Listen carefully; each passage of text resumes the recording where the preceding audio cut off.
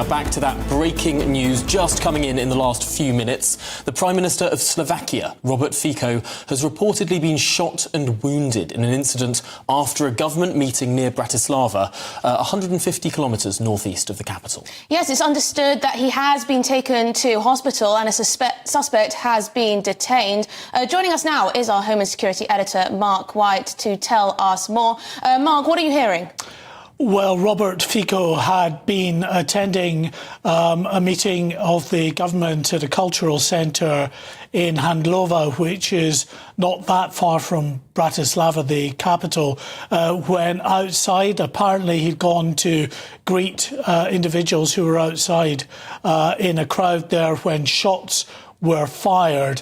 We are then told that he was bundled into an awaiting security car and taken to hospital. Now, it's understood that he suffered a gunshot wound or wounds to the abdomen, to the stomach, and also that one person has been arrested at the scene. There are images now coming through that hopefully we'll bring to you soon that show this suspected gunman in handcuffs on the ground initially before he's lifted up by security services. But clearly a serious incident that has taken place not too far from Bratislava, and very worrying reports that the Prime Minister, the longest serving Prime Minister in the history of this country, has been shot in the stomach. Clearly that will be a serious injury which he will be treated in hospital. Yes, a hugely serious injury and a hugely serious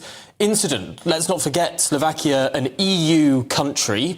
This is a country that will be going to vote in just 3 weeks' time in the EU elections. Robert Fico has been known as a bit of a left-wing populist as Prime Minister. He's been seen as a bit close to Vladimir Putin, close to the sort of Russian side of politics. It's made him fairly controversial in European politics. His party was expelled from their European grouping just last year.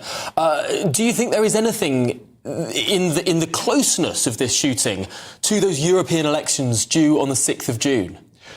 Well, it's certainly possible. He said in the past that he would favour a negotiated solution to the situation in Ukraine. And as you say, there are those who believe that he's much closer to Putin's viewpoint than he is to that of Vladimir Zelensky. But we don't know, to be honest, at this stage. These incidents can be motivated by a number of different scenarios, and we just don't know what this individual had in mind. I mean, the fact that he clearly has been arrested, so he is alive, looked to be well. Certainly from the images that are coming out, we can show you some of the still images now that show the immediate aftermath of this incident. You can see the man on the ground. That is not the Prime Minister. He had already, by this point, been taken off in a security vehicle for hospital treatment. But you can clearly see the person who was lying on the ground now sitting up again. He's lying down there, but his hands are behind his back, secured by the security services, the police there in that local area. And as I was saying, the fact that he is, it seems, alive and well, will at least allow the police and security services to speak to him, providing he is cooperative, that is, with a view to trying to determine what it was that motivated this shooting. And of course, they'll know who he is. He may be known to the authorities already, and they'll be delving into his background to look to see if there are any links to known groups out there. But as I say, a very worrying situation. These situations, or these moments, I should say, when a VIP senior politician is taken from the security or the relative security of a building to their motorcade is always the most worrying point for the security details, because clearly they're then out in the open, in amongst members of the public, and it's often in these situations when a politician is face to face with the public that there is the potential for incidents to unfold that put that person's life in jeopardy. Any security person that's involved in close protection duties will tell you the most worrying time they have is when a politician goes anywhere near a line of people from the public, because they just don't know. In most situations, those people will not have been screened. They will not have gone through any sort of metal detectors if it's just an outside environment. So you're trusting to the quick reactions of those close security teams to be able to get in there and to stop an incident unfolding. But it's so quick for someone to just reveal a gun and start shooting that really the quickest of reactions are often unable to stop that. Incredibly dramatic pictures you were just talking us through there of what appeared to be the suspect detained on the ground. We can't see if there was much resistance, although it appears as though there may well have been, to arrest there. This is a politician who is not free of controversy. As you say, he's been in the business for many years. He's been Prime Minister 3 times. He's had quite a lot of pushback from the European Union, from Brussels, over anti-liberal policies and the like. He may well be a politician with enemies.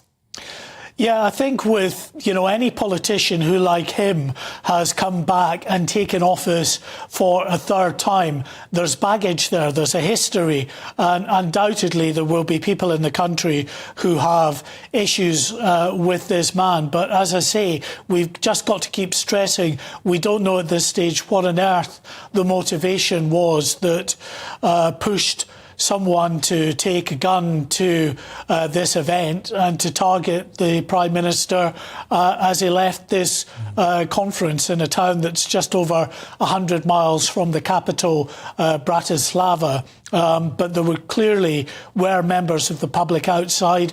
You could see there were makeshift security barriers in place around there. But as I go back to that point, it is one of the most difficult and tense situations for members of the security services when you have politicians exposed out in the open, moving from a building to their vehicle, and sometimes, as they often do, interacting with those members of the public, especially if they believe there might be supporters there. So we believe that at least the Prime Minister was close enough to this individual for them to open fire and shoot the Prime Minister accurately in the stomach. So whether he'd gone up on effectively an impromptu walkabout or he was just near him as he headed towards his vehicle, we don't know. We're still in the very early stages of this incident, but clearly some very worrying reports that are coming out, because gunshot wounds to the abdominal area are always very serious because of the potential to rupture some of those vital organs.